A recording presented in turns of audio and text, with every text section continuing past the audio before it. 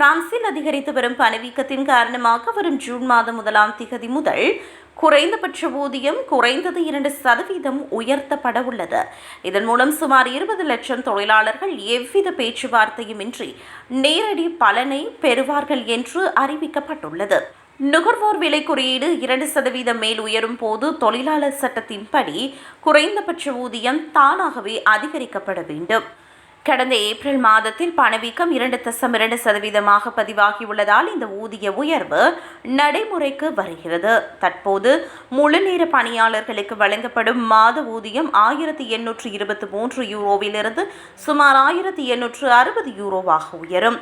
இதன் மூலம் தொழிலாளர்களுக்கு மாதந்தோறும் நிகர ஊதியத்தில் சுமார் 30 யூரோ வரை கூடுதல் பணம் கிடைக்கும். ஆண்டுக்கு ஒருமுறை ஊதியம் உயர்த்தப்படுவது வழக்கம் என்றாலும் ஆண்டின் நடுப்பகுதியில் இத்தகைய மாற்றம் நடப்பது அரிதானது. இதற்கு முன்னதாக 2022ஆம் ஆண்டு கோவிட் காலத்திற்கு பிந்தைய பணவீக்கத்தின் போது இதுபோன்ற அதிரடி உயர்வு வழங்கப்பட்டது. இந்த ஊதிய உயர்வு குறிப்பாக சில்லறை விற்பனை ஊழியர்கள், துப்புரவு பணியாளர்கள், வீட்டு உதவியாளர்கள் மற்றும் உணவக ஊழியர்களை நேரடியாக சென்றடையும். மேலும் சிமி அடிப்படையில் ஊதியம் பெறும் பயிற்சி பெறுநர்களுக்கும் இது பொருந்தும்.